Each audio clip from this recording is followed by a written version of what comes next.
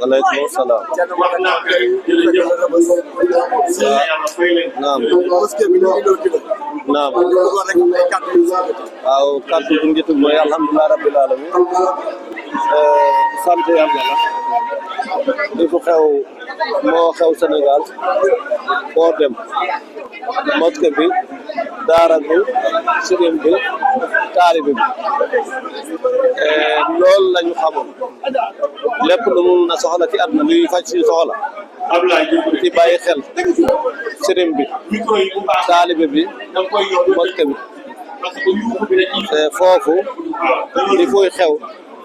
mooy liy defar doomu aadama kon ñu ngi jërëjëfal monsieur le maire Alioune Ndoye di ko jërëjëfal suñu sëriñ si Madani Tall ak ñi mu àndal yëpp di ñaan yàlla na nekk kon nañu ko tabaxee na nekk néegi yàlla ñu fi jaamu yàlla yàlla nang ko ñu fi jotoon jaamu yàlla nang ko yàlla yokk mosquée yonent bi yi gën a yokk mosquée yi ci Sénégal rafetal ko li yaatal ko tàpp ko kenn ku nekk li nga bëggal sa bopp ndax bu ko defee Sénégal naata jàmm am yàlla na yàlla dolli jàmm allahumma salli ala sayyidina Muhammad sallam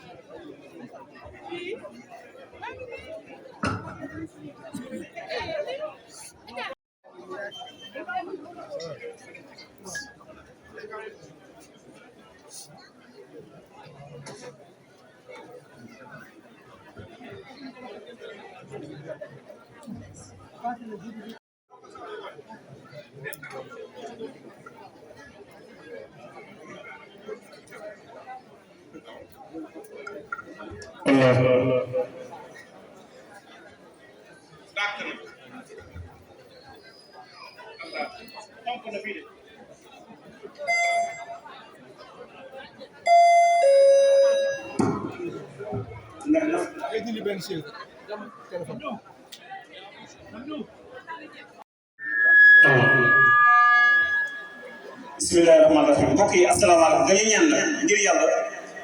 ne ñëpp di yegg suuf toog kenn taxaw ci kanamu kenn ne ñëpp ut sees toog ne ñëpp ut sees toog sees yi doy na ñu tàmbali parce que damay bañ الشيطان الرجيم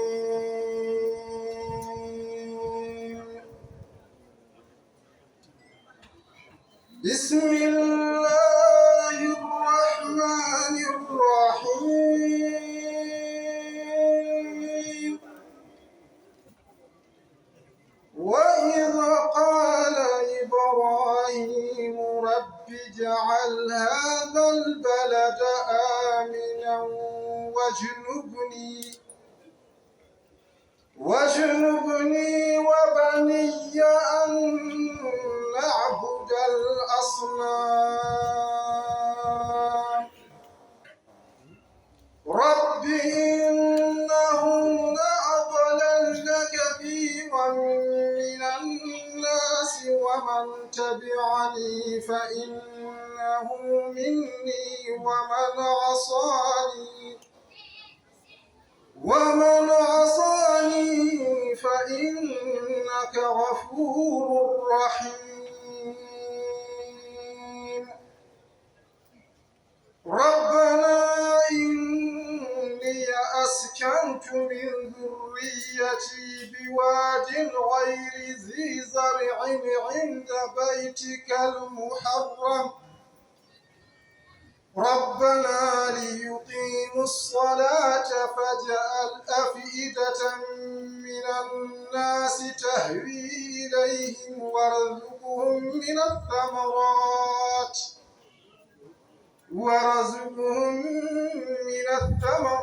لعلهم يشكرون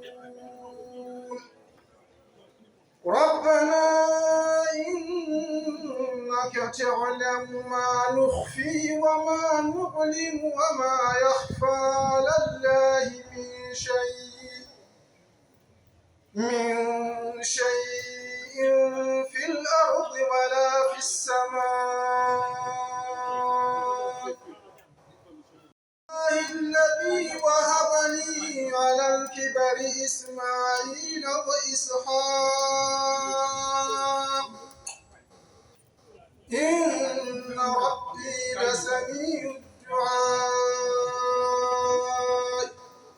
صدق الله العظيم. Alioune Ndoye balaa ñoo wax dara dañ lay wax yóbbante Thierno Madani Tall daje ngeen ci bunt bi jël na kàddu lu yaatu ci biir jàkk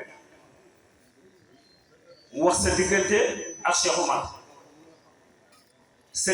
waajur Alaaji Ngiran Ndoye ak Thierno Mountaga Tall waxi sa diggante ak moom ñu tontu ko it ndax Pape Camara woo ne ma ñoo ñu tontu Thierno Madani ma xamal ko ne ko mën nañ la tontu que mën nañ la bañ a tontu parce que ñun ñëpp yaa ngi yëf ndax yaa suñu sëriñ waaye ci sa tur ak Baba Touré mi toog nekkati action ñu nekk ci biir jàkk ak conseil yi yëpp ñi ngi lay gërëm di la sant ci déplacement bi nga def julli si fi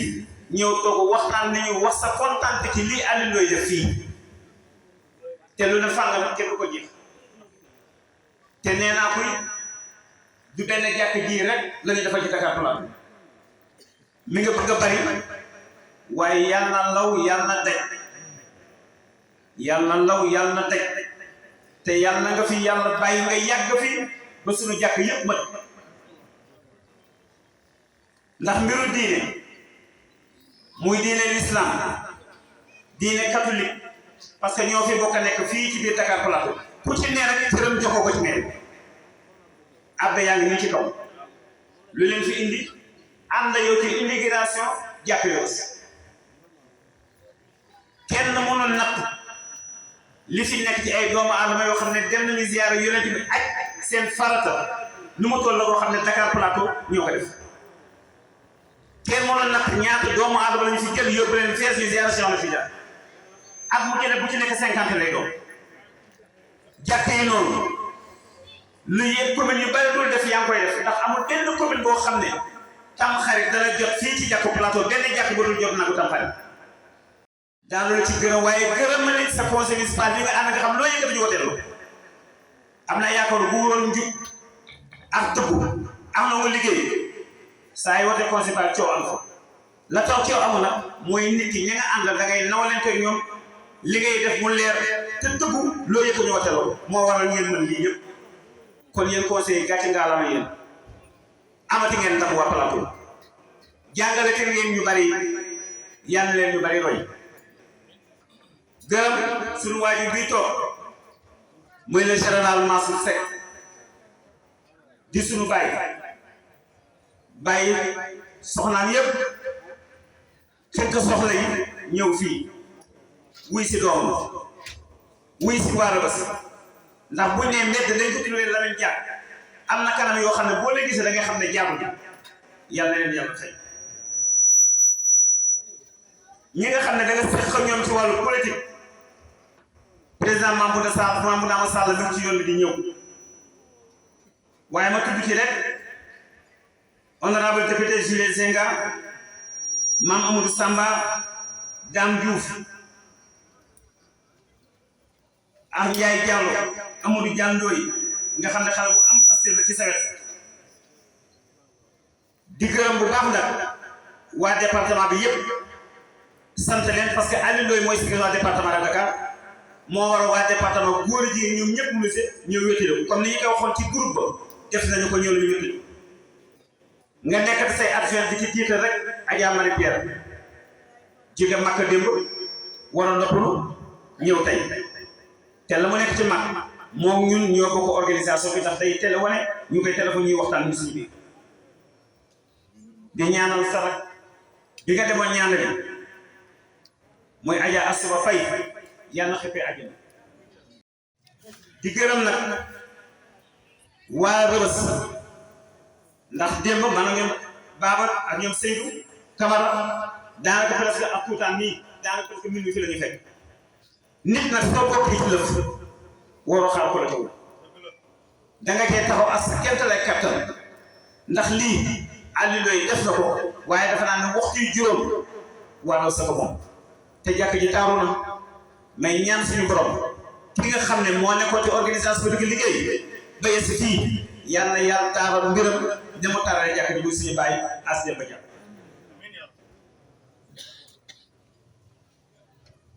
sànq ci suba démb ci ngoon Pape Diouf ñëw na fii indi fi ay dox man na ko li nga def rafet na de naa ko si alal mu ne ma Aliou Ndoye dafa gàtte waa bés am na yoo xam ne ko iñaana du ko wax dafa gàtte waa bés lii mu def ñun ñëpp la ko defal Pape Diouf mii démb bu fi indi ay dox Assane Sène mii biñ ci guddi ñoo fi nekkoon ba presque 23 heures wane nañu seen pas-pas ci mbir mi kon ñu gërëm leen sant leen waaye monsieur le ministre Sénégal gii ñu toll parce que dafa am loo xam ne Alaaji Mass Mbengue moo ko daan wax ma di ko wax dama ne ko Aliou Ndoye kenn mënu koo tere kenn mënu koo taxal ci jël yëfu jàmbu wala wax lu dul jëf te lu mu diggee def ko yàlla ko yàlla may mu yeggal ci barke yonent bi ñu commencé nag ci ñi nga xam ne war nañ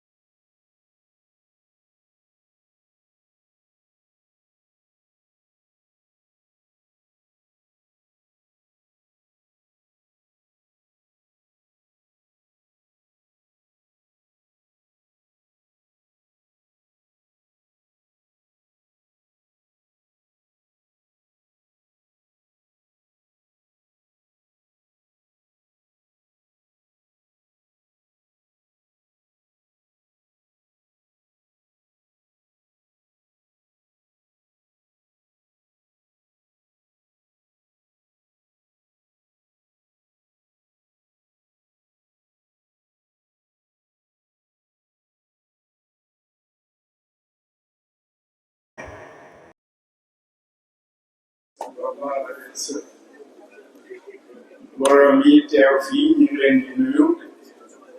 ci turu waa Rëbës yëpp di leen gërëm di leen sant ci seen teewaay comme ñun ñoo ay nag ngeen wuyu si amuñu seen pay yàlla mi am pay yàlla leen yàlla fay kon nag ci gërëm yi ak sant bi dañuy ci jiital kii waral lii mooy kan monsieur le maire Aliou Ndoye mi nga xam ni moo ñu tabaxalaat suñu jàkk ji nga xam ni suñuy waajur ñoo ko tabaxoon dem mu toj ko defaraat ko daal di ñuy gis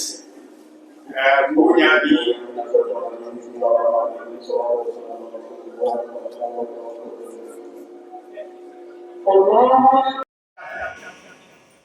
yàlla la koy kare ministre dafa nekk réunion ñu ne suñu bàyyi as jàpp mooy jël kàddu wax ci turu chef de quartier te waxtoo ci quartier ñu ne dafa tawat ñu ne bu tawetee kon nañ ko jox Ibnu Ñaam wax ci turam loolu la ñu waxoon ci réunion ba moom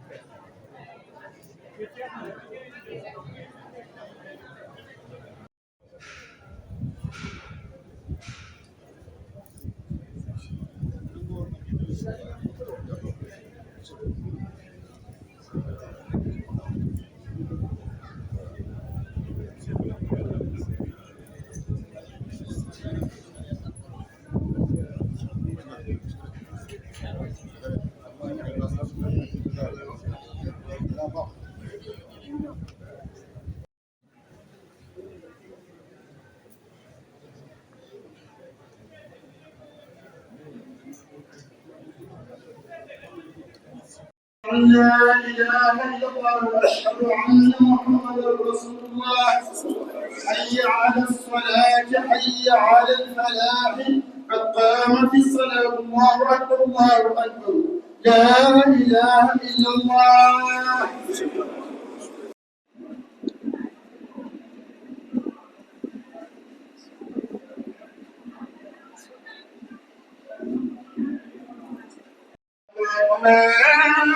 الله أكبر سمع الله لمن حمده ربنا ولك الحمد الله أكبر الله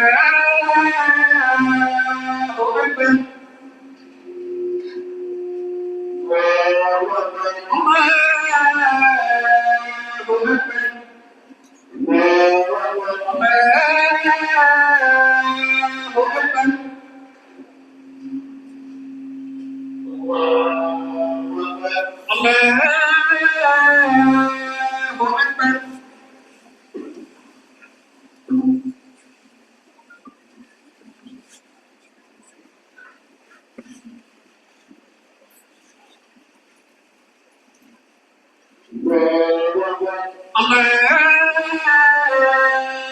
أكبر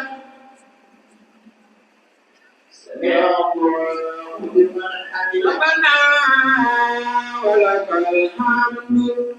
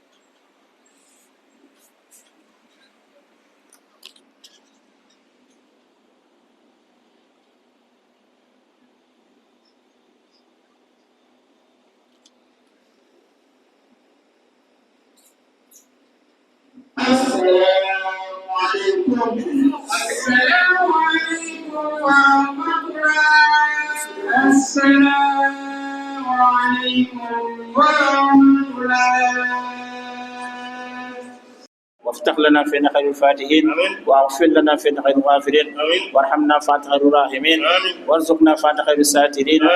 آمين يا رب العالمين برحمتك يا ارحم الراحمين يا رب العالمين. ان الله وملائكته يصلون على النبي يا ايها الذين امنوا صلوا عليه وسلموا تسليما. صلى الله تعالى عليه وعلى اله وصحبه وسلم تسليما. سبحان رب العزة عما يصفون وسلام علينا وعليكم في الدنيا وسلام علينا وعليكم في الاخره وسلام على عباد الله الصالحين وسلام على المرسلين والحمد لله رب العالمين. آمين يا رب العالمين. صلاة الفاتحة.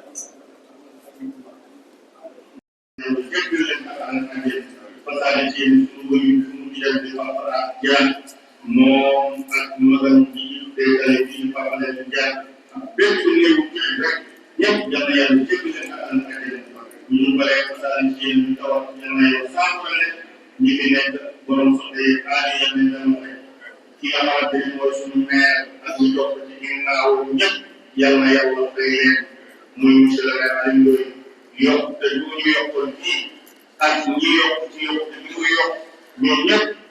imam ñaan yàlla yàlla yokk leen dafa yéen gërëm nañ ñëpp ñaanal nañ ñëpp yal na yàlla fay ñëpp yal na yàlla doole wax ne jàmm ci réew mi ak suñu bopp ak bépp ko jël jaay si dama sala sala bismillah.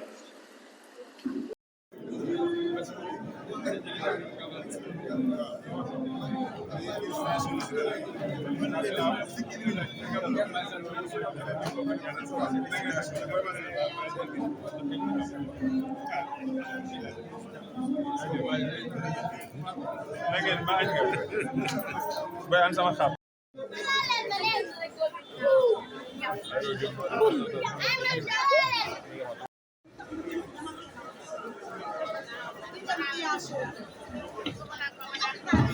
Waa mbooloo mi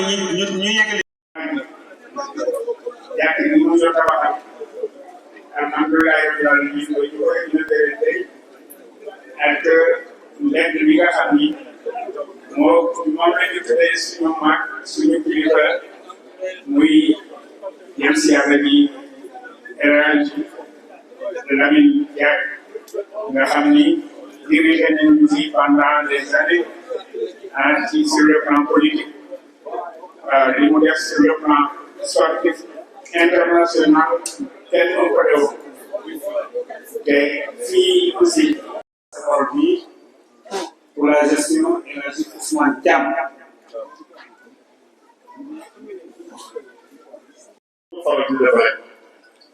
Je me souhaite vraiment une minute de silence à la mémoire de tonton Asda. Une minute de silence.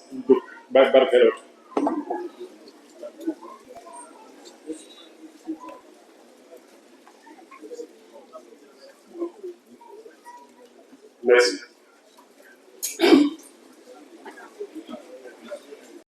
Avec tous ses fils, parce que Machallah, reçoit bu nekk foo nekk aux quatre coins de Dakar tey ñëw ñii jóge nañu Ouakam ñii jóge ay Sicap ñii jóge ay Patte d'Oie am na sax ñu ci jóge France parce que yàlla tombé leen ci mbir kon nag loolu loo xam ni macha allah dañ koy sant suñu borom am na ñaar ñoo xam ni yeneen lañ ko France la ñu jóge ay doomu rajo sañu muy Dieng Touré ak Niakhaté Moussa Niakhaté waaw di magu Ndeye Kane Diack ñoom ñaar ñëpp France lañ jóge yàlla teyoon def ñu ñeneen ñi jóge ci yeneen quartier yi danañ ci cité ñu mel ni Ba Sow Massi ay Pape Sy ay Pape Diagne ñoom ñëpp ay doomu réew si lañu mais ba ñëwee événement bi ba léegi chaque jour que jëfee dañuy laaj pour xam ak yëf yi nu muy tëddee te yàlla def na tey ñu ngi fi mais ki ñuy jël ci damoon di ko titre nga xam ni moom mooy mémoire Rebeuss ñu bëri xamuñu ko mooy suñu mag Amadou Sarr moom tey Rebeuss moo fi mag mooy mémoire quartier lu la réer ci quartier bi rek boo ko jegee incha allah dina la ci wax lu bëree bëri te malgré son âge il a tenu à être présent parmi nous ñu ngi ci kaw tribune ñuy ñaan yàlla yal na yàlla dëgëral taxawaayam yaay na dem Moustapha bàyyi ko suñu kanam et di ñaanal ñëpp ñi fi teew ku fi indi soxla yal na ko yàlla faj ku fi indi tawat yal na ko yàlla sàmm jërë ngeen jëf. ci ay nuyu parce que dañu ko l'actuel maire de Dakar Plateau parce que dama am man de laa soxla ko mais dafa am fu ko bokk léegi muy Sacré-Cœur 3 ñu wax maire ni que imam ratib bi ak yenn ñaar imam bi topp si boobu imam ratib Bachir Aïdara ak Mahfouz Aïdara ak imam Daouda Ba ñëw nañ sa rajo war nañu 15 heures mise en place ñëw nañ ko te yaakaaroon nañ fekk bi mais fekk nañ ci imam te waxtaan ko kooku ma lay jox sa nuyu sa nuyu waaw bi loolu weesoo nag damay remercier ñi nga xam ne ñoo jàpp si bés parce que au-delà de la mairie y a des personnalités de Rebeuss des messages yu nekk Rebeuss yoo xam ne jàppale bu baax si parce que si suuf ba léegi ñi ngi lekk ñi ngi naan te loolu dafa am si poche yooyu naa si cité ñuy wax honorable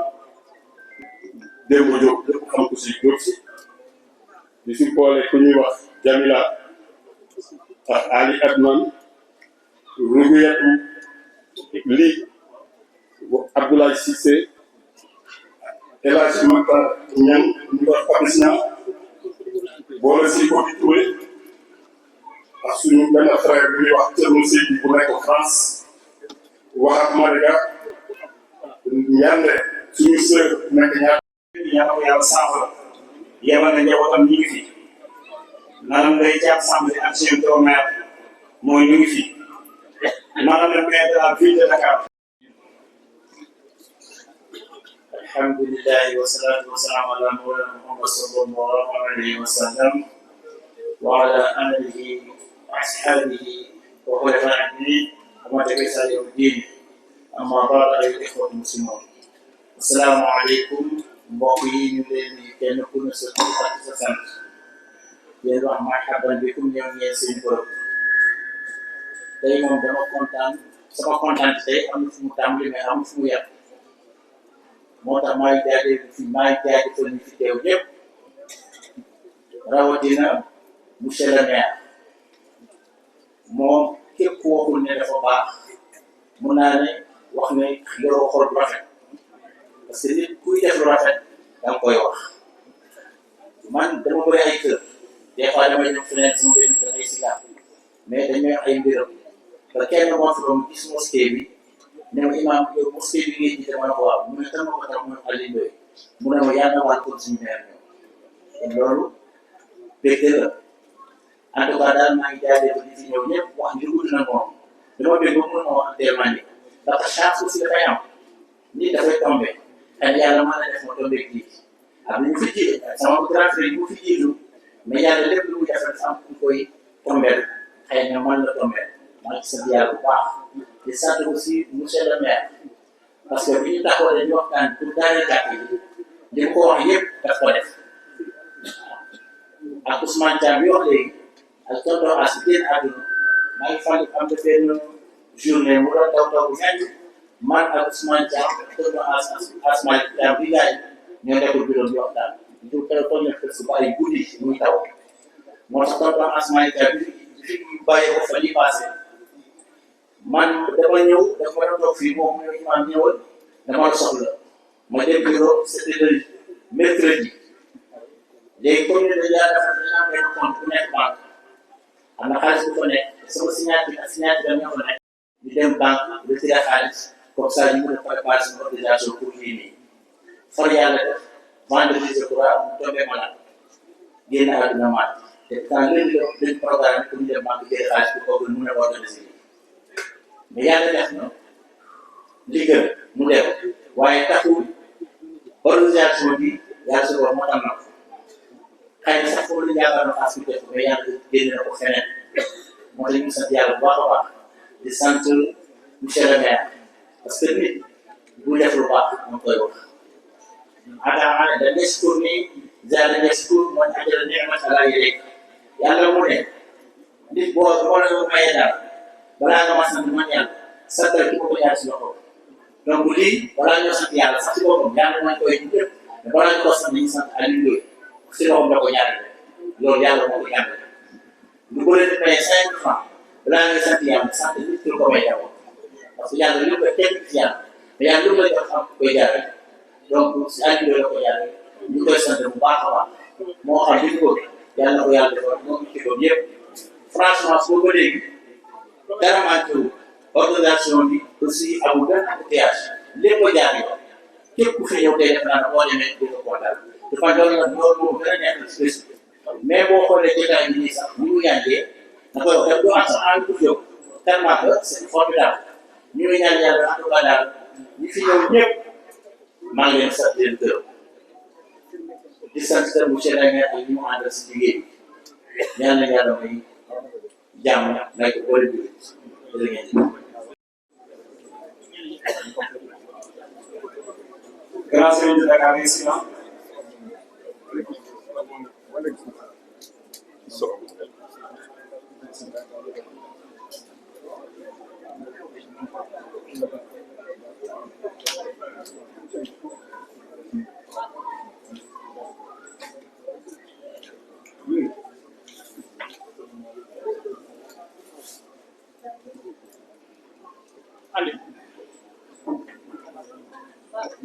Jërëjëf imam Almami discours bi macha allah rafet na yàlla yàlla fay léegi ñuy bàyyi kàddu gi lan si yow maire Baba Touré. salaamaaleykum mbooloo salaamaaleykum jabatu plateau salaamaaleykum jabatu Dakar salaamaaleykum jabatu Rebeuss di leen sant di leen gërëm di sant waa Kër Thierno Ndaw depuis sa matin ba léegi ñoo nekk ak ñoom ñu wàccee kaamil julli añee fi ndekkee fi defe ñoo fi yëpp ñu journée bu taaru tey di wax ne waa Rebeuss am nañu tey sas bu rëy rëy am nañu mbégte bu rëy rëy parce que ñaari mbégte la ñu am tey benn bi jàkka ji la benn bi suñuy jaay la ñu jàpp ñu tuddee ko rii bi nga xam ne fa la juddoo ñu tuddoo rii machin ñu jënd turu rii machin pour taf taf fa suñuy jaay la ñu jàpp kon loolu ñaari mbégte la di wax ne Aliou Ndoye ñu ngi lay sant di la yow ak sa conseil municipal te ma bokk ci parce que bi ngay indee lii jamono ko si déedéet kii yi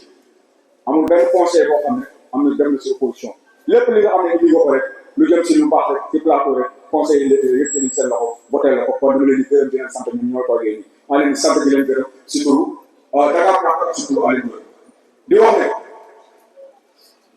alhamdulilah lañu war a wax alhamdulilah rabbil alamin mais yaa ngi am sa bopp parce que 2009 ñu fi ñëw man bokkoon naa si ñu doon jàmmal ak yow tendance ak yow xulóog yow xeex ak yow li ngay teg say projet di ko nal ñu fi ñëw on a un budget de 1 milliard moins de 1 milliard nga ñëw fekk si kees yi même pas 3 millions nga ñëw teg sa plan ànd ak ñoom Pape ma ko doon tooñ nga indi mu nga indi ay idée teg ko ak ñoom Aliou Tall ak ñeneen ñëpp ñoom Traoré Pierre nga indi say idée teg ma ne ñoom Pape seen waa ñu demaat 2014 ba léegi gëmmu loolu ma ne man gëmmu li ngay def parce que bokkuñu xalaat jàmmaarloo nga jàkkaarloo yow demaat yàlla xalaat la tegaat la plateau gëm la ne yow yaa war a nekkaat maire boobu ba léegi gëmmu ko nga indiwaat xalaat taxaw yëkkatiwaat recette yi yóbbuwaat plateau fi nga xam ne loolu la plateau laaj parce que ñun lu ñu jàng rek dañuy jàng benn politique boo xam ne suñu ñoom nijaay ñu ko jàngal moo doon suñu leader di suñu lépp moo doon suñu leader di suñu lépp si politique lépp lu ñu xam si politique grand Serigne Dakar la muy laaj na ñu kàddu ñu la koy sant di la ko gërëm ma ànd ak nag kenn koo xam ne tamit boo dee ànd war a ànd ak yow muy sa moromu maire kon laa député Diop si nekk fi nee na li nga def ñu ko jël nee na li nga def moom moo ko defal parce que fii la juddoo fii la màggee yow ndigal moo ko yóbbu Tivaouane ba yàlla def ko fu meer kon nee na li nga def ni moom moo ko defal ak képp koo xam ne njabootam nga moom moo ko defal leen si sant di la gërëm di wax ne meer ñun waa Dakar Plateau ñun waa Rebeuss sant nañ la gërëm nañ parce que du léegi fii ci biir nga defal du léegi nga defal bu waxtu jotee bi bu màgg jotee nga yóbbu màgg tu as amené 1200 personnes ñu dem jàng loo ko yow ñaanal nga sa bopp 1200 personnes nga yóbbu leen di dem jàng ñu dem ziare bi yonent bi kooku c'est pas grave bu tabaski jotee amul benn mairie boo xam ne dina joxe lu toll 1 milliard partout au Sénégal nag on donne 1 milliard loolu lay def loolu kër bu nekk 50 000 50 000 bu gën a tëral 10 personnes bu ko liggéey ça fait 50 000 francs dina la xam dëgg la waxuma nag waxu politique waxuma waxu politique damay wax baax yi bu def ak xalaatam ak idée bi mu développé pour Dakar Plateau jëm kaw nit nag bu defee lu baax boo ko waxu de doo ko man na góor laa te góor laa dem ko dee ginnaaw ñun man ak ñu ñu àndal ñëpp ak ñu génération bi nekk Dakar Plateau delloo nañu ko kii suñu référence mais doole nañ la def beneen référence boo xam ne dañ si porte drapeau ba biir Dakar Plateau comme ni yaa ngi Dakar ba mu fi nale ba mu siy toll mu nekkoon si porte drapeau mais dinaa gërëm ñi nga xam ne nag mooy conseiller municipaux yi nga xam ne ñoo nekk Dakar Plateau bañal ñu la dara déggal nañ la loo bëgg a bëgg nañ ko loo sotti def nañ ko loo yaakaar defoon nañ ko waaw ñu ngi dalal suñu nijaay Mambouna Massal bu parti socialiste ministre Mambouna Massal ñu lay wax dalal jàmm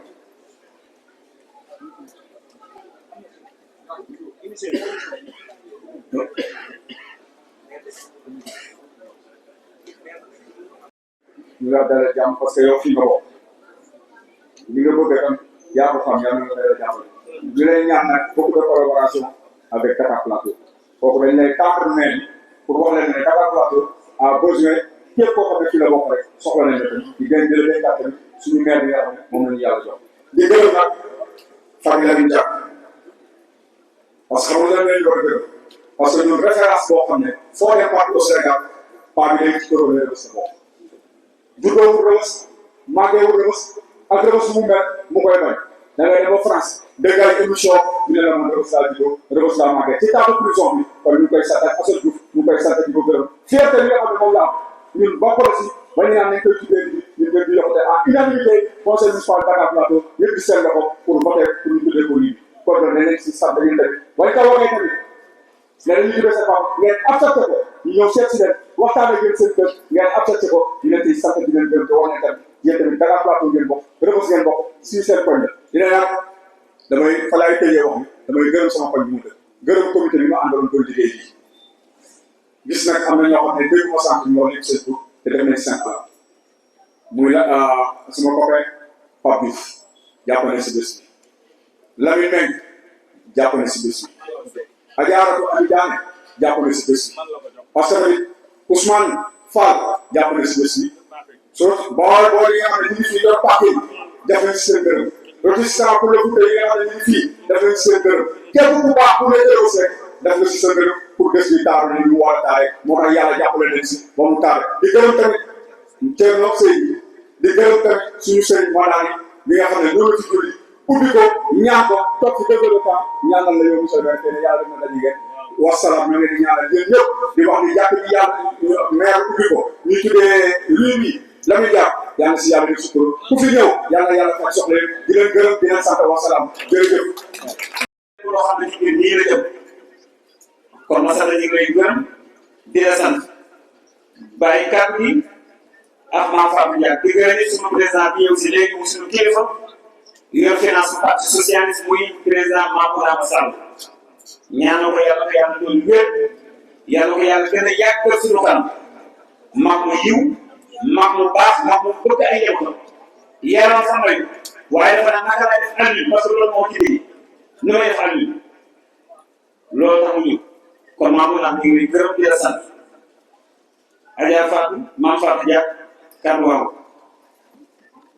Extrêmement fier et honoré de cette reconnaissance de son quartier de naissance de la ville de Dakar dont il fut le maire. Rebeuss, elle a eu une place fondamentale dans la construction de notre père en tant qu'homme pétri de qualités telles que l'humilité, l'empathie, le don de soi et bien d'autres, j'en passe. Énumérer ces qualités serait un exercice ardu, tant elles furent nombreuses. Il aimait à le répéter dans tous ses discours et en tout lieu. Je le cite, je suis né à Rebeuss, entre la prison et le stade, et j'ai choisi le stade. maa ngi judd Rebeuss, diggante prison bi ak stade bi, waaye ma choisir stade. Je ne saurais terminer mes propos sans rendre un vibrant hommage à nos grands-parents, Ibrahima Diack et Aïssatou Cissé, pour les valeurs inculquées à leur progéniture. Anta, Tuuti, Binta, qu'Allah soit subhanahu wa ta'ala notre plus près nombre de vie, Maguette, Alioune, Moustapha, Mademba, Paas, qui sont restés des références et des guides pour nombre de personnes qui les ont côtoyées. Cher frère, monsieur le maire Alioune Ndoye, nous vous renouvelons nos remerciements. Qu'Allah subhanahu wa ta'ala garde les Rebeusois, les Dakarois, notre cher Sénégal, et nous garde tous dans la paix des cœurs. Amin.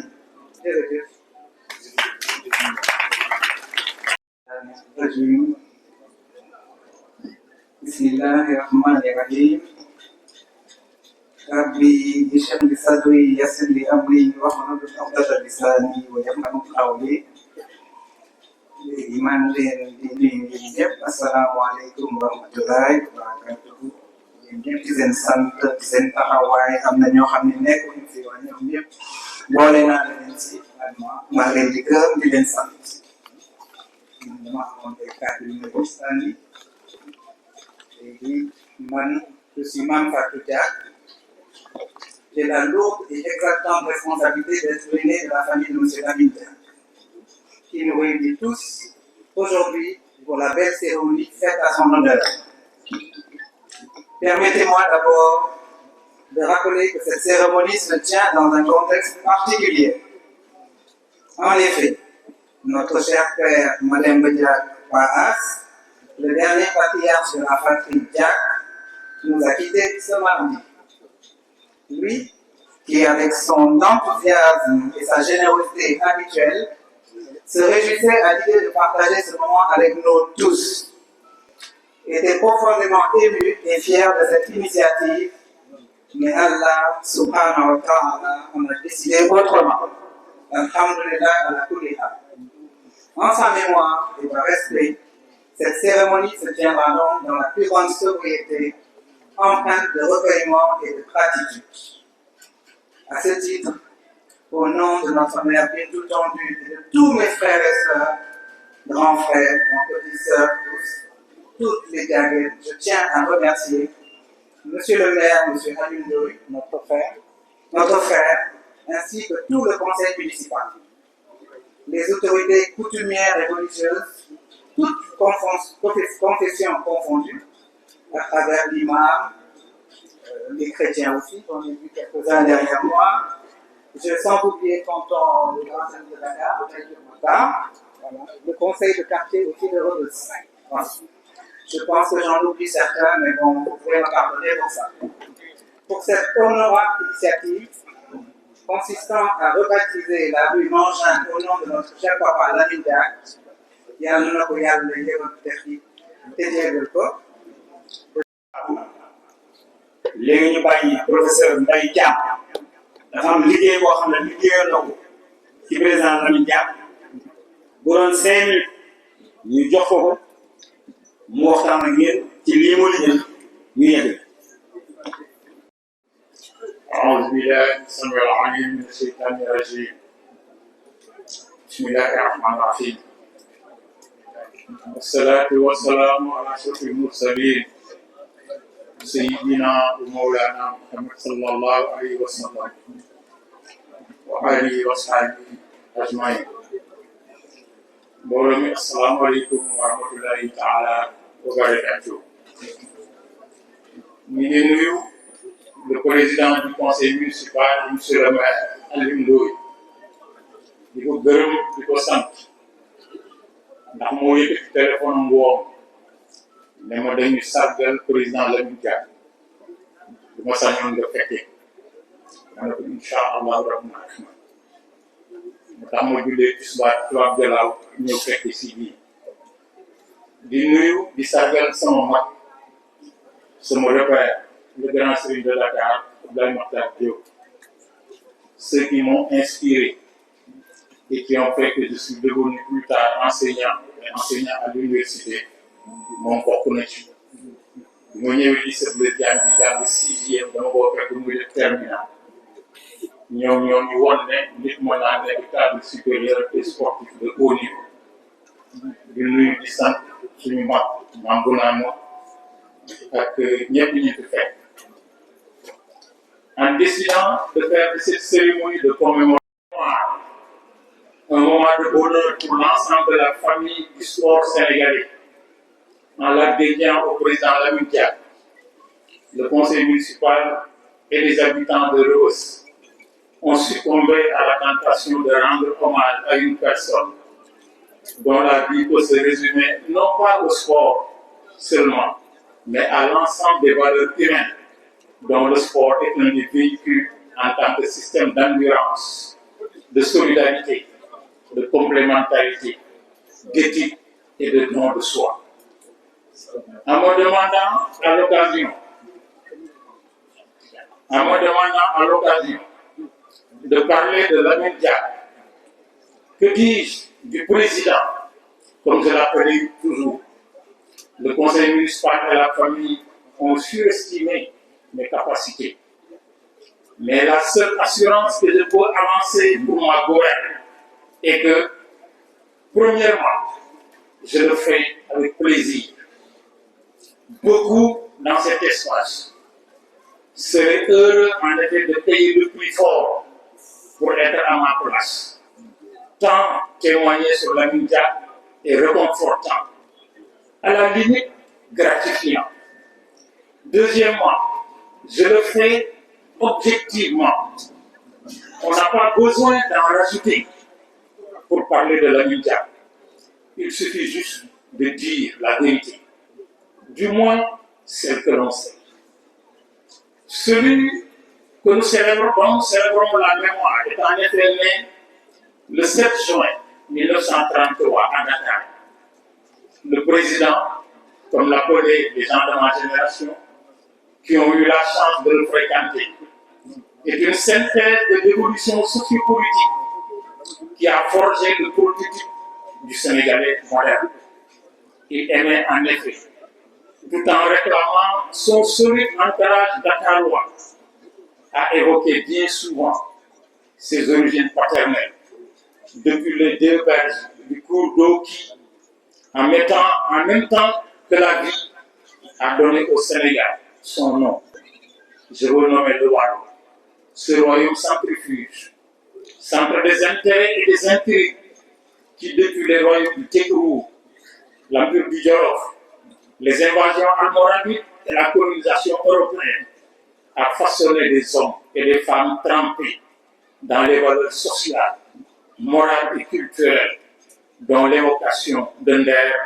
n'en est qu'une des expressions les plus connues.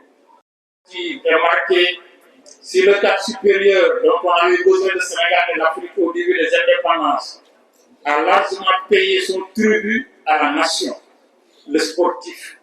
a connu une longue carrière, ponctuée de références et d'un palmarès les plus élogieux. En effet, à l'image de ses amis, condisciples et partenaires des terrains de sa génération, comme Papa Gallo Thiam, Habib Thiam, Pierre Williams, etc.,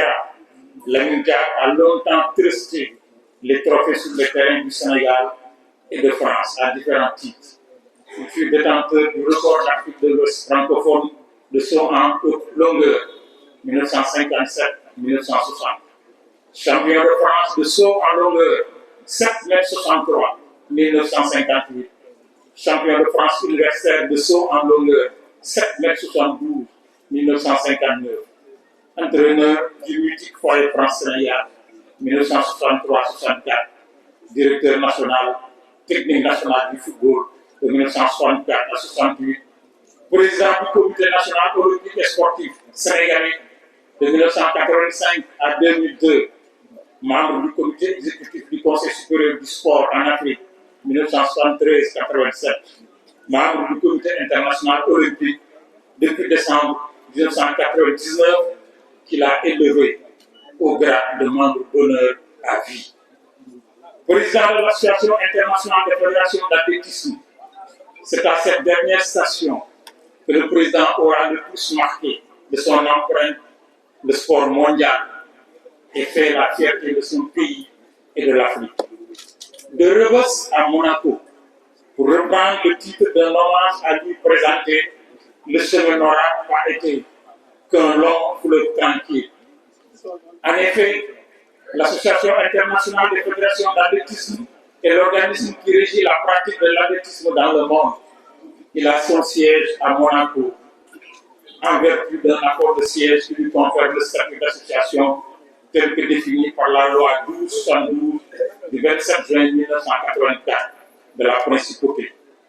pour promouvoir de manière concertée le développement de l'athlétisme en tant que discipline à travers le monde,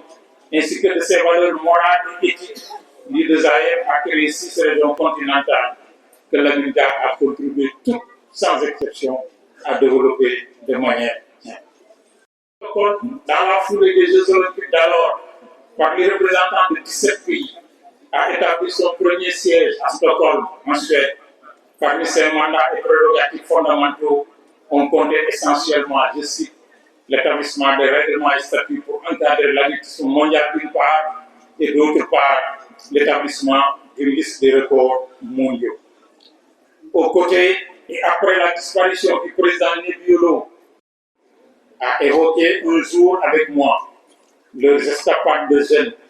leur quête atavique du savoir et leurs envolées sportives entre Rebeuss, l'école primaire de la rue Fédère,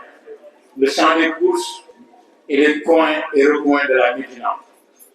Dans un cocon familial équilibré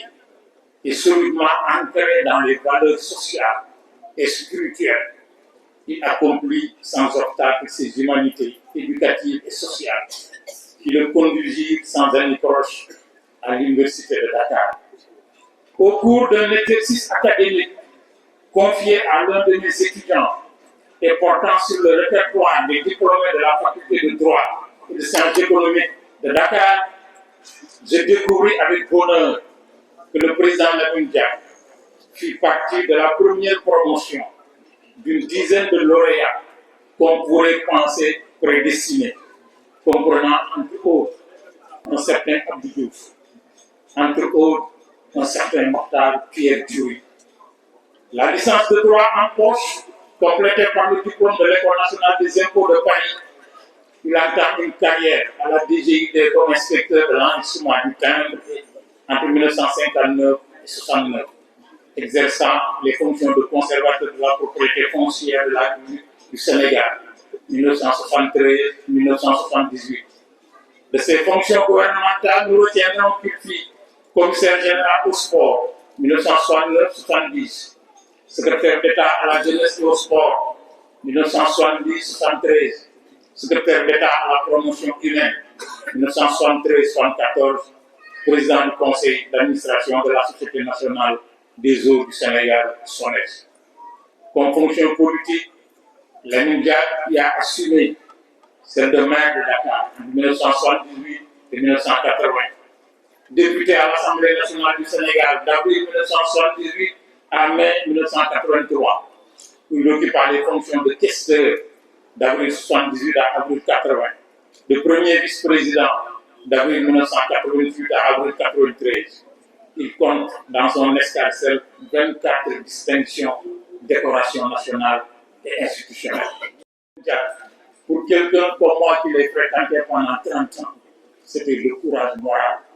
Je ne parle pas du courage physique, le courage moral. La vérité, en effet, et l'exigence de défendre le droit au sport pour tous ont guidé permanemment ces faits de marque à la tête des organisations qu'il a dirigées. Face à la majorité des pays africains favorables au boycott des Jeux olympiques de Montréal en 1976 et ceux de Moscou en 1980, mon président, le président, a maintenu la participation du Sénégal comme un refus systématique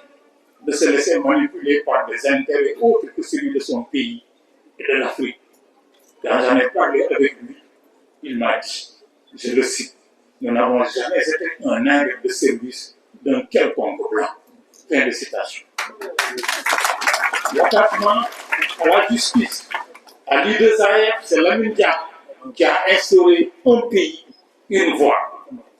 La troisième qualité de Lamine Diack, c'est la fidélité. Pour tous ceux qui l'ont connu,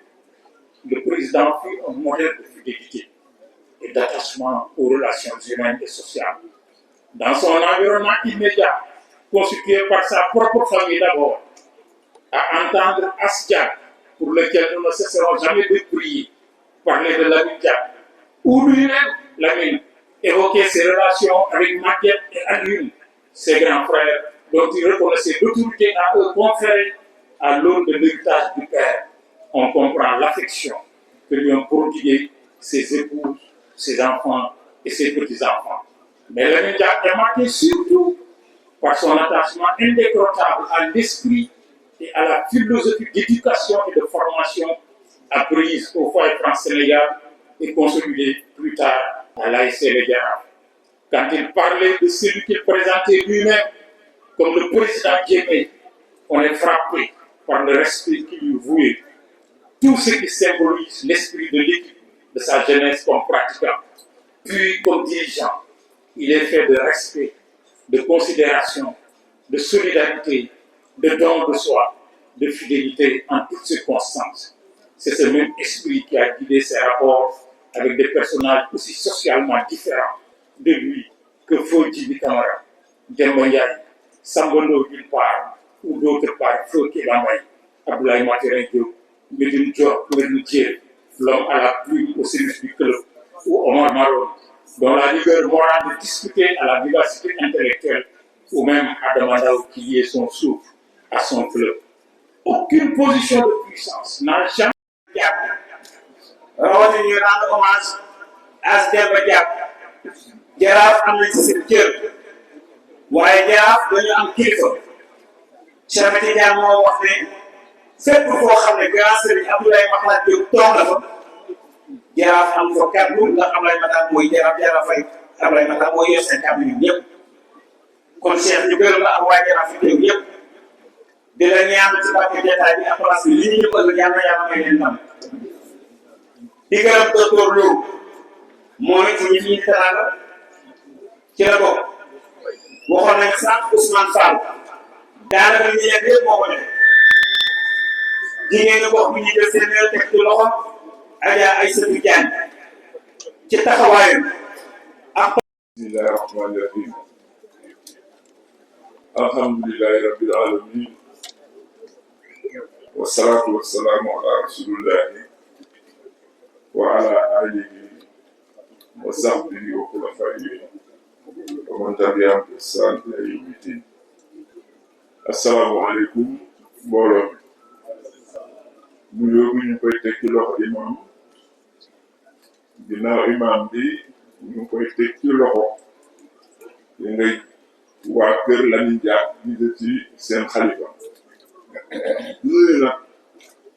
délégué de quartier yi di fekk yëpp di nuyu tamit sportif yi di nuyu bu baax a baax Alioune Ndoye yéex naa ñëw wante mun naa ne tey lu ñu wax jubal ci moom ci baax lu tuuti mooy lu baax la ñëw ci moom di nuyu bu baax nag madame le maire Ngoné Mbengue da ci teg suñu mag yu baax a baax bu habité lool bu général Mamadou Mansour Seck ancien chef d'état-major des armées suñu ay mbokk yi fii suñu ay xarit suñu ay maas ñi ñoo bokkoon jàng ñi ñoo bokkoon di liggéey ci gouvernement ñi ñoo bokkoon nekk parti socialiste mais dafa fekk mënu ñu tudde ñëpp mais ñëpp jàpp ne man ci sama wàllu bopp ak ci wàllu Ndakaaru ñu ngi rafetlu seen teewaay bu dee ci wàllu Ndakaaru wax naa bëgg démb ne ci ñi ko xamul Lamine Diack ci Dakar la bokk ndax wàllu ndey Ndakaaru góor yi Iba Diack ñu wëri jëru Lamine Diack def ci amoon taxawaay bu wér-wér ndax fii ci ginnaaw prison bi diggante prison bi ba ngay dem ca marché Sene Diop fa toolu Ndakaar yu nekkoon kon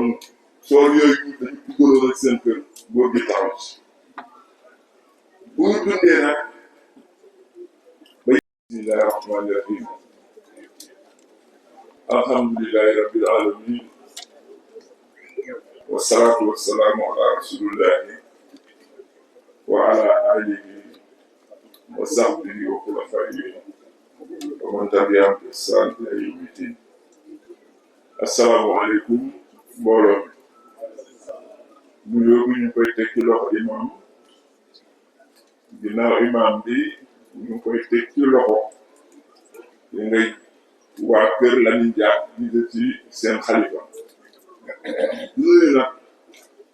délégué de quartier yi di fekkee di nuyu tamit sportif yi di nuyu bu baax a baax a baax Aliou Ndoye yéen naa ñu wànde mun naa ne tey lu ñu waxee jubal ci moom ci baax lu tuuti mooy lu baax la ñëw ci moom di nuyu bu baax nag madame le maire Ngoné Mbengue da ci teg suñu mag yu baax a baax bu habité lool bu général Mamadou Mansour Seck ancien chef d'état-major des armées suñu ay mbokk yi fii suñu ay xarit suñu ay maas ñi ñoo bokkoon jàng ñi ñoo bokkoon di liggéey ci gouvernement ñi ñoo bokkoon nekk parti socialiste mais dafa fekk mënu ñoo tudde ñëpp mais ñëpp jàpp ne man ci sama wàllu bopp ak ci wàllu Ndakaaru ñu ngi rafetlu seen teewaay bu dee ci wàllu Ndakaaru wax naa bëgg démb ne ci ñi ko xamul Lamine Diack ci Dakar la bokk ndax wàllu ndey Ndakaaru góor yi Iba Diack ñu wëri jëru Lamine Diack def ci amoon taxawaay bu wér-wér ndax fii ci ginnaaw prison bi diggante prison bi ba ngay dem ca marché Sene Diop fa toolu Ndakaar yu nekkoon kon sool yooyu dañu dugaloon ak seen kër góor gi taxaw ci bu ñu dundee nag ba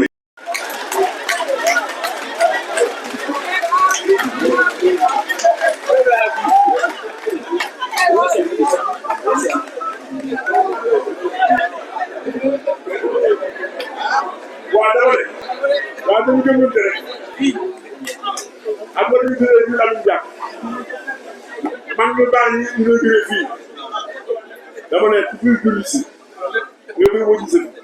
wala ne nga maye jabar ngénte jël bàyyi sa xel ci la ci Aliou Ndoye bu woote jot wax naa leen ne Serigne Moustapha Mbacké premier xalifa Serigne Touba radiyallahu anhu dafay waxtaan ak président bi bu waxtaan ak président bi ko ah sëñ Moussa yéen da ngeen am chance mën na ko chance wala mën na ko yéen sëriñ si li ngeen jiwee nit ñi àllaaxira la te àllaaxira kenn xamul lu ma xew te ñun politiciens yi li ñu dégg di dégg nit ñi fii ci kaw suuf la bala ngaa dem jox leen am de waa nag ñu teg ci ne ginnaaw bi politicien liggéey ak yéen ci kaw suuf la yéen tamit ñu ko li ci kaw suuf lu allah bu seen mu moo daj lépp boo joxee di tëb kenn mu yëg ko nekk ci mel bu nekk dal sa bopp wante Ndoye baax la te baax boobu nag da ko doon na sama wax dëgg ci bari loo xam ne wax naa ko ci Lamine Diack wax ko ci As Diack nit dina ko def mais boo forcé tuuti xam ne am na loo xam ne ci maam la parce que lii ngay def ci boppam la plan social moo xam ci élèves yi moo xam ci aji màkk la moo dem ziare fees moo xam lieu de la chrétienté du noonu il est vrai que yooyu yëpp nag foog ñu nangu ne maire bu koy def feeg yaa ngi bëgg sa maire war nañ laa jàppale ndax nga toog parce que attention de ñun bi ñu nekkee ci maire yi dañ daan defar jàkk yi defar jàkk yi ba nga fekk jàkk ju màgget ñuy toj tariwaa ngay jagal yow àll yooyu dafa ñëw màbbal jàkk yi tabax jàkk yu bees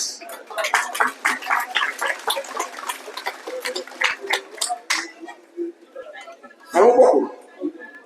kuy jagal ak kuy defar bokkul loolu la àll yooyu def ñu dem ñaareel ba école alaaj bi ñu jaay pour ñu takk sa bët moo soo dëkk Dakar ñu yóbbu la amuñu la leen béy àndal amuñu ak feneen actuellement amuñu Macky Sall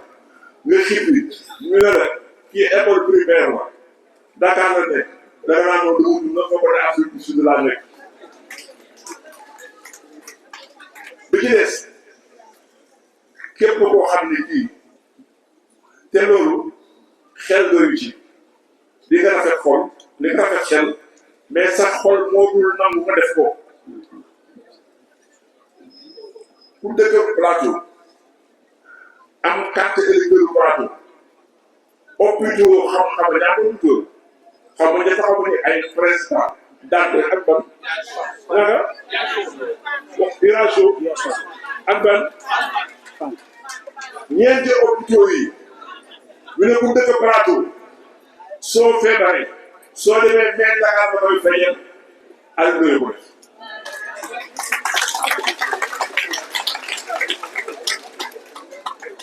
xam nga may wax ne secours wala sax le secours parce que ku nekk boo jëlee 100 000 xeeb ko wala boo dajalee 100 000 yi muy joxe ba mu nekk 1 milliard ni ko baax a waxee nga xam ne ci xel bu ko nangoo foog nga am fit parce que tabe moo métti xam nga lu métti du ne ci bàyyi loolu moo tax olof yi wax ne ku sa teraanga siiw say noonu bari màggul waaye bi Senghor waxee loolu la leen jàpp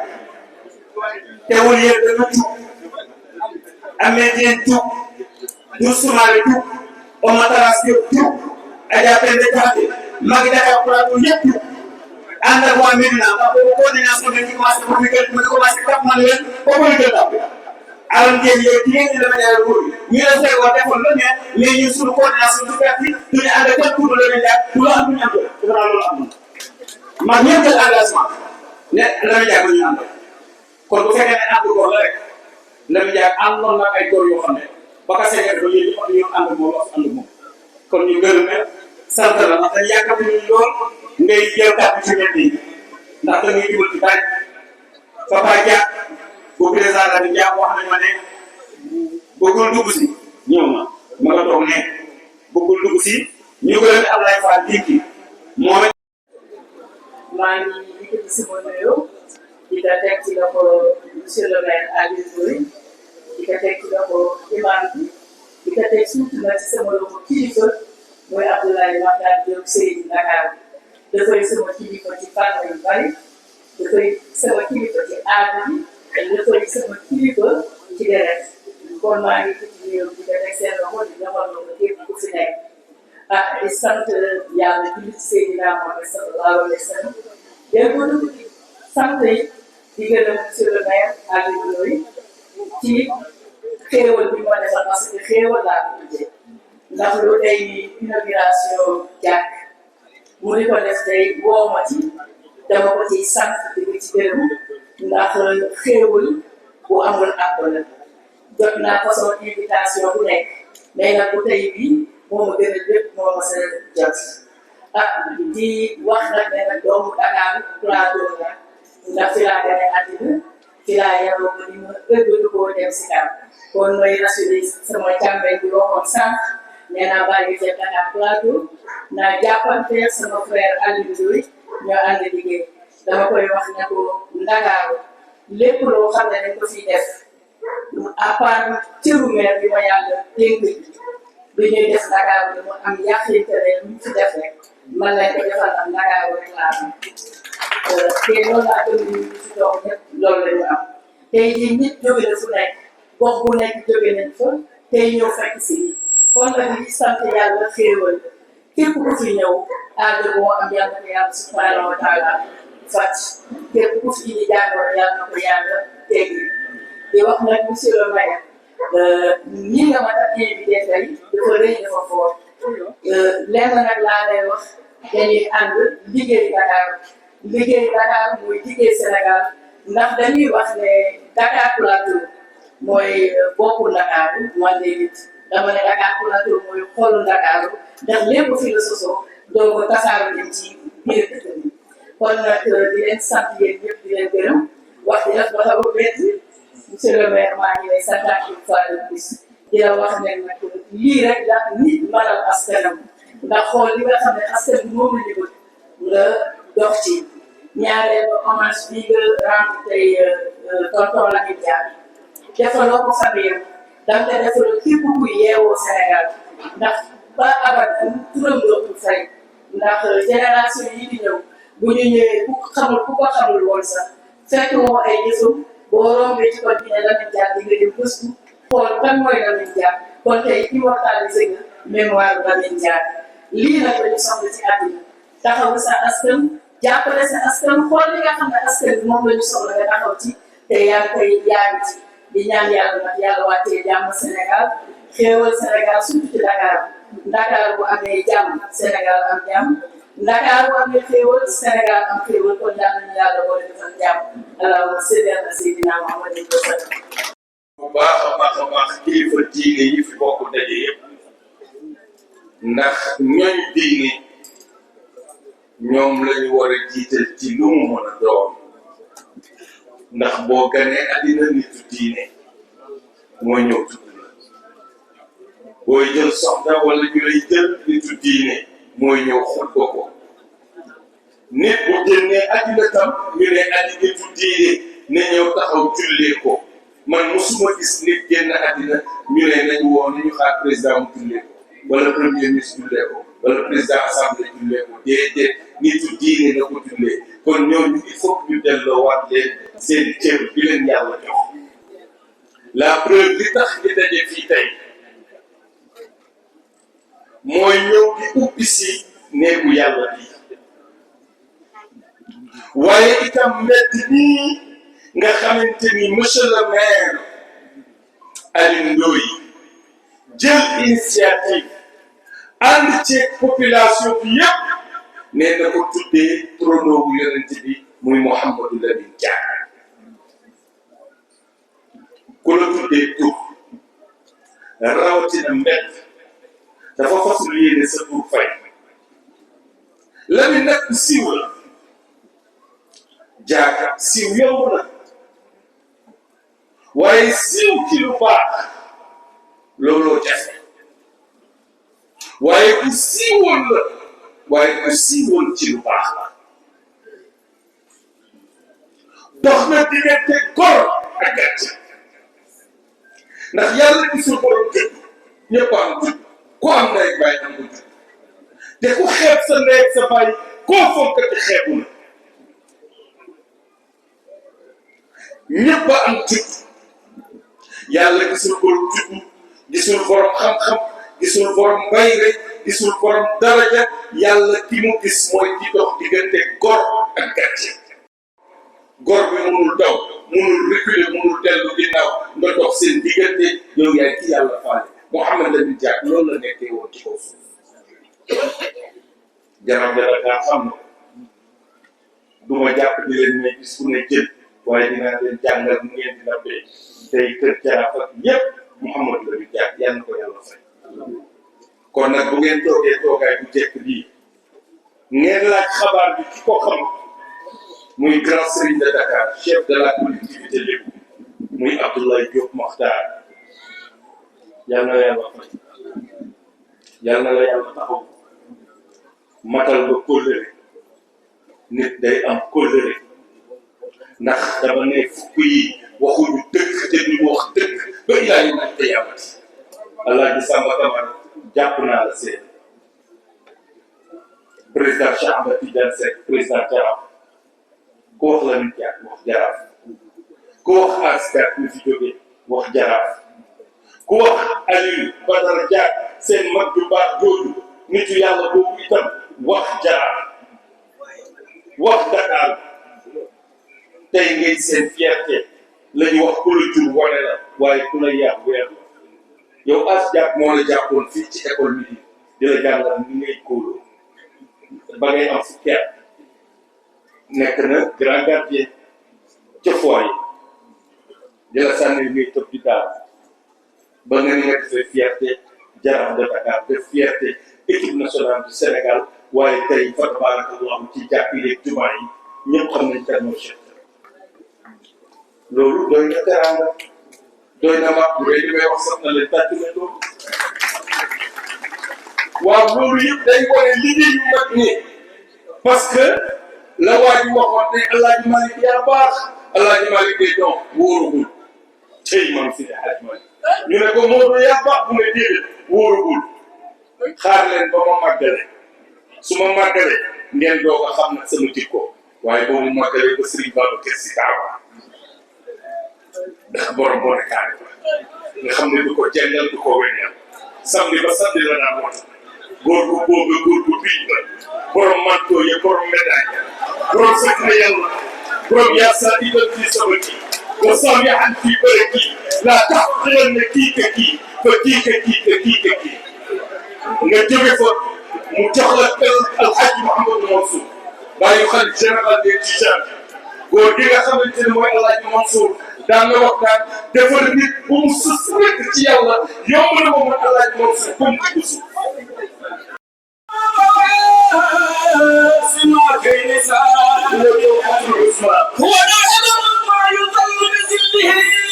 boo koy kat stop stop yes stop jërëjëf yàlla yàlla fay dafa ne ayyuhan naas et yéen nit ñi vous les êtres humains gis nga wax kon message c'est universel en 632 maa ngi teg par téeméeri at 700 800 900 ba 1000 1948 article 1 du droit de l'homme ñu ne la tous les êtres humains naissent libres et égaux en dignité et en droit. Ils sont doués de raison et de conscience et doivent agir les uns envers les autres dans un esprit de fraternité. xoolal bi ko Seydina Muhammad sallallahu alayhi wa sallam kon nag Mouhamadou Lamine Diack pour Dakar maa ngi nuyu madame la maire de Dakar Adja Ngoné Mbengue nuyu autorités yi fi bokk daje yëpp di leen jox kenn ku nekk cër bi waaye di jox imam ratib cër waaye nag di ko delloowaat suñu bàyyi Alhaaji Abdoulaye Diop Makhtar suñu kilifa ndax kat yaa ngi bokk njabooti ñun ñëpp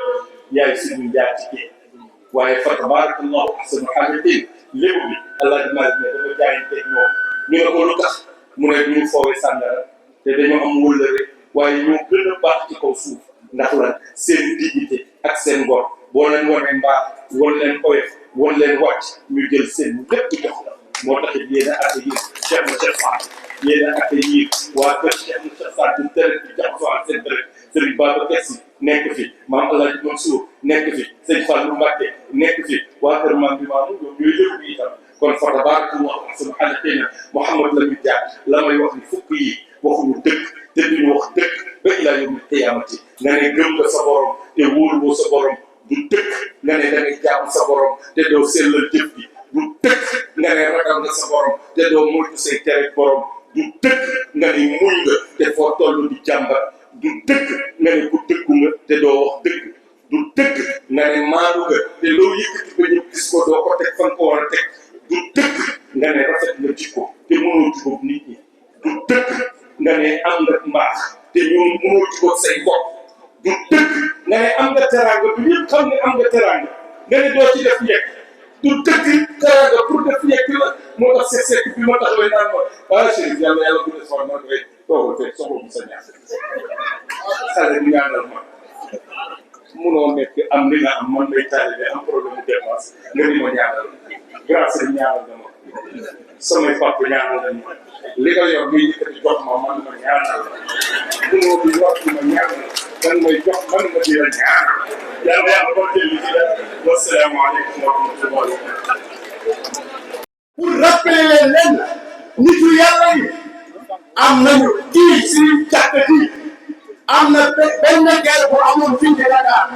ñu kabbar di julli mu ne Allahu akbar Thierno Daouda Sy avion passé fii sànni fii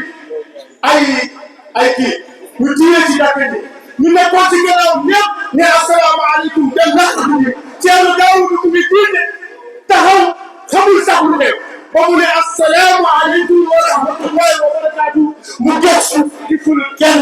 kooku nag mooy Thierno Daouda nit yàlla kaamil la wala ñu kaale loolu laa ko ko rappelé asalaamaaleykum wa rahmatullahi wa barakaatu.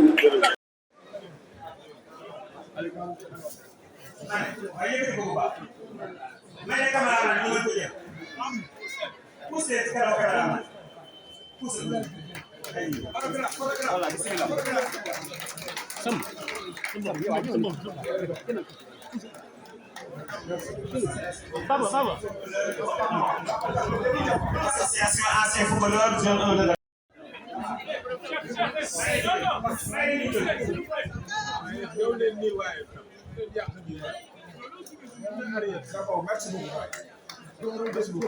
merci.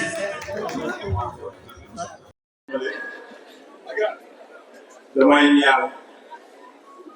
conseil municipal Dakar Plateau yi fi ne ñuy jóg askan bi ràññee leen ñu lii lépp ñu koy def seen i baax lay def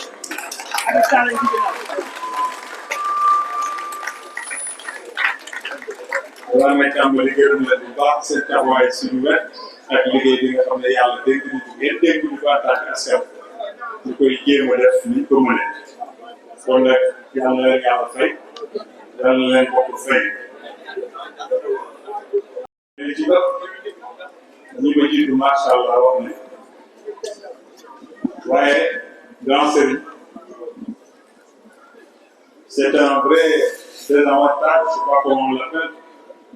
de ne pas avoir ce pouvoir d'être humain où on est chaque fois obligé de nous munir d'un papier, contrairement à ceux qui, s'adressant à la population, sont en train de délivrer ce qu'ils ont vécu. Et ça, c'est extrêmement important.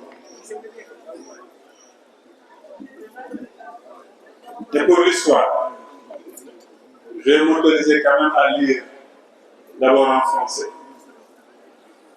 Parce que ce qui nous réunit ici, c'est une double cérémonie. Et la plus ancienne de ces deux facettes de la cérémonie, de ces cérémonies,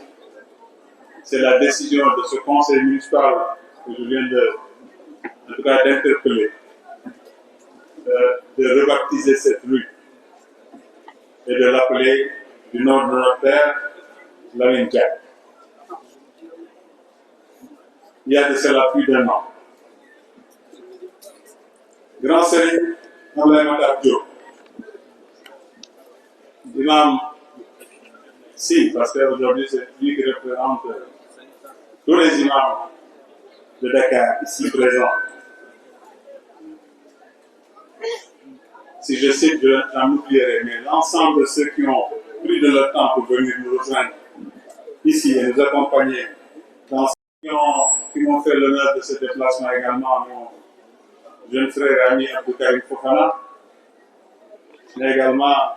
je ne dirais pas grand frère, mais chez nous on dit l'ancien, c'est une Bécha.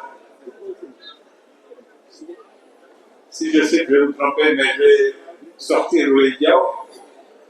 parce qu'elle vient parmi nous Elle est là pour elle-même, mais connaissant ses relations très proches, elle est systématiquement là pour aider c'est le genre du Parti socialiste. Donc merci et transmettez-lui mes salutations. Notre doyen, conseiller, le ministre Mambouna Massa, je sais tout l'effort qu'il fait pour être parmi nous ici. Et je lui en suis très reconnaissant. Pape Massa Ndoye, notre part, est là. Et tous les doyens qui sont là, parce que sinon ça va être long. Les imams, les notables qui sont là, les délégués de quartier, et toute cette population, cette belle population de Rebeuss, dont le fils de Kaye est parfois un peu jaloux par rapport à certaines de vos qualités. Mais peut-être que j'aurai l'occasion de venir. Donc vous comprendrez que c'est une émotion qui m'habite, mais également une sorte de fierté. Je dirais tout à l'heure pourquoi. Pour inaugurer cette rue Lamine Diack. Un hommage vibrant à un fils émérite de notre commune. On est fiers de dire, de notre commune, je le répète, de la commune de Dakar. Un homme dont le parcours exceptionnel a marqué à la fois notre ville, la ville de Dakar, notre pays et le monde entier. Permettez-moi de rappeler, après le grand série, mais pas de façon aussi exhaustive que le professeur Mbaïtian, que je salue. Il vient de très loin pour délivrer ce message, il est reparti. Qui fut Lamine Diack, afin que chacun pense qu'il a fait un rappel assez exhaustif. Rappelant que notre homme est né le 7 juin 1933. Il fut d'abord un athlète de haut niveau, spécialiste du saut en longueur. Il devient champion de France en 1958 avec un saut de 7,63 m. En 1973, il devient le premier président de la Confédération africaine d'athlétisme, puis président du Comité national olympique sénégalais de 1985 à 2002. En 1999, il fut élu président de l'Association internationale des fédérations d'athlétisme, poste qu'il occupa jusqu'en 2015, faisant rayonner le Sénégal et l'Afrique dans le monde du sport mondial. Nous aimons rappeler ça, même si ça a été dit, parce qu'il faut que les plus jeunes sachent quels sont les doyens dont Dieu nous a gratifiés ici. Cette rue que nous baptisons aujourd'hui porte donc le nom d'un homme qui a su allier excellence sportive, engagement politique et rayonnement international. Elle est d'autant plus symbolique que la maison familiale de Lamine Diack se trouve sur cette voie, un lieu chargé d'histoire et de souvenirs. Mais cette cérémonie, je l'ai dit, a une double signification. Nous inaugurons également la grande mosquée de Rebeuss, construite par notre commune sur cette rue, Lamine Diack. Ce lieu de culte, fruit d'un travail collectif, est un symbole fort de notre foi,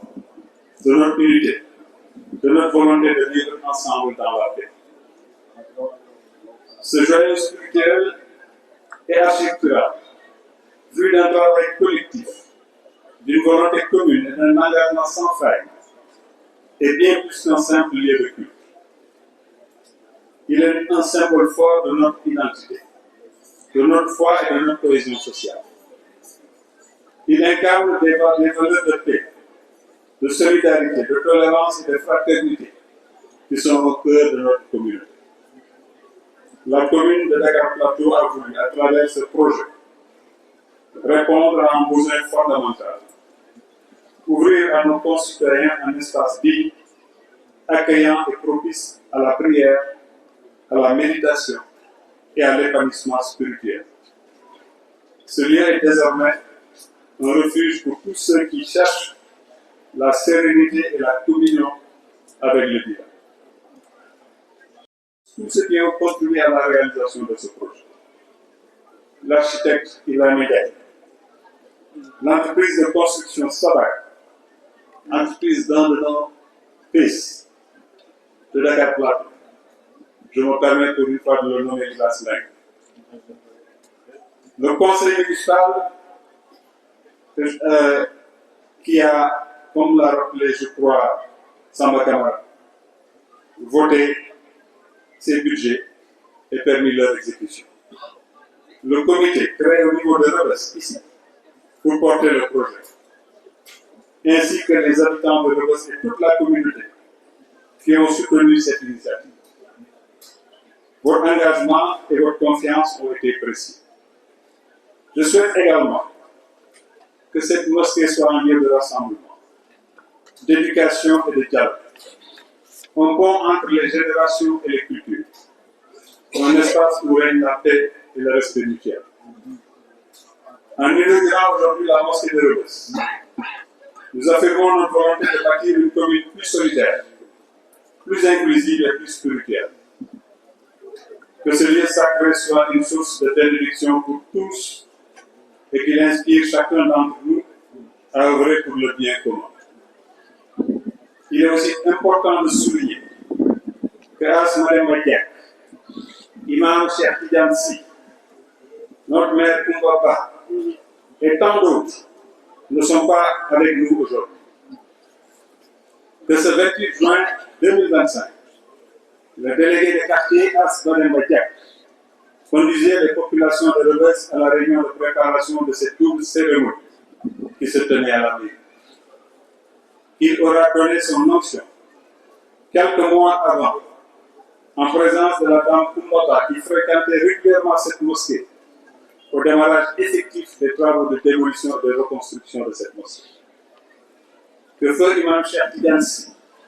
de retour de la Mecque avec le groupe des pèlerins de Dakar Plateau, m'avait dit, je le cite, « Il ne me reste qu'une doléance, monsieur le maire, c'est la reconstruction de cette mosquée. » Que par la volonté d'Allah, Asmaï Madiak aura effectivement inauguré cette mosquée. Je remercie à la famille du sport, aux populations, à toutes les familles citées plus haut, que cette double inauguration, celle de la rue et de la mosquée, soit un appel à l'unité, à la mémoire et à la construction d'un avenir harmonieux pour Dakar Plateau. Que les habitants de cette rue, de ce quartier, jeunes et moins jeunes, puissent dans cet héritage la force de bâtir ensemble une ville fière de ses valeurs et ouverte sur le monde. Chose promise, chose due, dit-on. Je vais me permettre d'ajouter aujourd'hui, chose faite. En effet, nous livrons à la communauté un ensemble constitué au rez-de-chaussée une aire de prière homme de 144,30 m² pour 160 fidèles, une aire de prière femme de 62,63 m² pour 70 fidèles, une bibliothèque de 7 m06, un local pour mètre coranique de 10 m87², un espace de dara de 37,67 m², des vestiaires et ablutions, salle d'ablution de 37,71 m² contenant 5 cabines pour passer et 6 urinoirs, une morgue de 8,40 m², 2 magasins de 30 m² chacun. Je souhaite que la Rebeuss de des toilettes publiques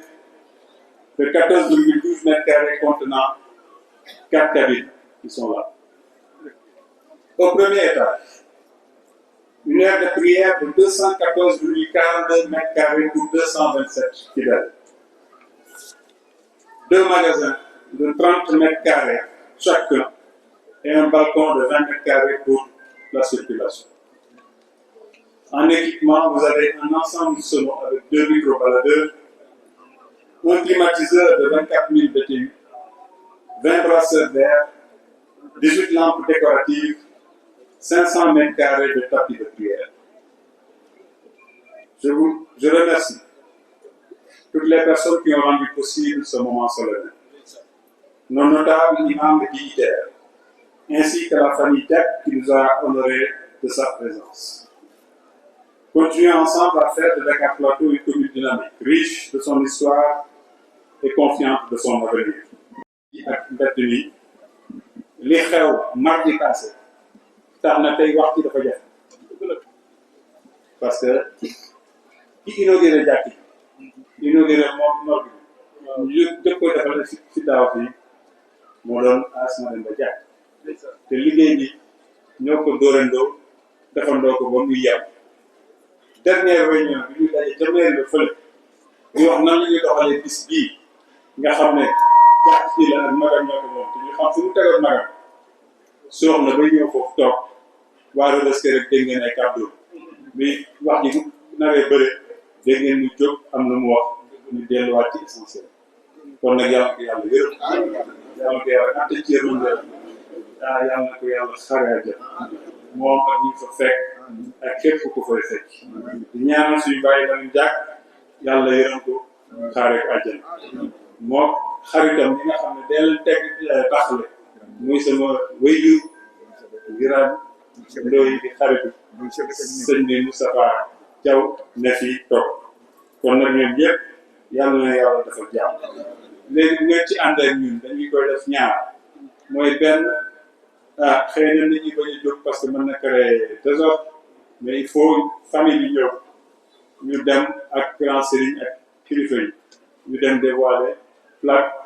nga xam ne rue Mangin je vais m'autoriser c'est ça qui est réglementaire grand sëriñ avant que vous nous rappeliez à l'ordre du 10 mai 2024 lañ ko def mais boobu tàmbali nañ liggéey bi dama jébbal délibération famille ne leen dama ñaan ñu xaar lii pare ñu defoon ko benn yoon parce que lii teeloo la donc en sa séance du 10 mai 2024 article unique la rue Charles Mangin est rebaptisée rue Lamine Diack transmis le 14 mai le 10 mai enfin le 10 mai 2024 transmis le 14 mai 2024 approuvé par l'autorité administrative qui représente ici l'État. Donc depuis le 10 mai 2024 cette rue porte le nom du président Lamine Diack. kon nag bu ngeen ci àndee loolu la ñuy def symboliquement ñu jël caabi jàkk ji ñaan yàlla mu may ñu eggal yeneen ñu tàmbali muy jàkk yàq jëf boo xam ne même marché bi la c'est le même marché qui est en cours de réalisation la mosquée de Niang Thioker qui est en étude et la mosquée de Mbot dont les études inchallah démarrent loolu nag bu ñu koy def defuñu ko parce que dañoo yor wala leneen wala uukere mais dañoo jàpp ni jàkk yi ñoo ñu mën a may kër ñu defar suñu dëkkuwaay jàkk am lu ma wax nañ la njëriñ waaye man dama ci yokk leneen surtout bu dee ab pénc la foofu la ñu mën a gën a defaree suñu dëkkuwaay bu ñuy defar cëddeen bu ngeen di fàttaliku damaa góorgóorlu tuuti pexe mais financé wu ko ma defar tali boobu parce que pour man c'est un ensemble loolu nag ñu ngi ci ba léegi parce que dëkkuwaay bi xaw naa benn waa financé Ndakaaru waaw maam yee bi ñu am mu nangu donc dañuy guñ rek ci ànd ak loolu waaye di ñaan population bi ñu jàppale ñu ci defar parce que bu ñu defaree ñëpp lañ koy defar ku fi dëkk rek ñu lay defar ñu ngi defar ci wàllu wér-gu-yaram parce que yenn activités yi ñu koy def ci fenêtre ñaa ngi sànq nit te yëguloo parce que boo koy te yeneen i yoon yoo xam ne yàlla dañu baaxee di def nii mooy jël caabi jàkk yi jox ko imam boo leen dee ñu nga barke grand sëñ tàll sa loxo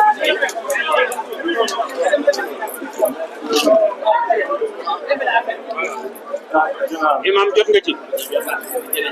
waaw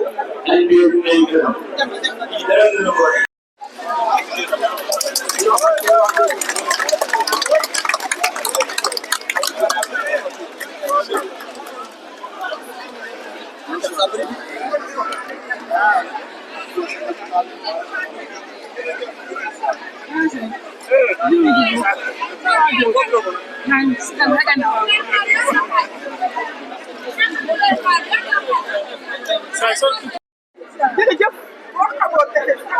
neex na masa ma kay jël ma fii waaw comme ma taxaw moom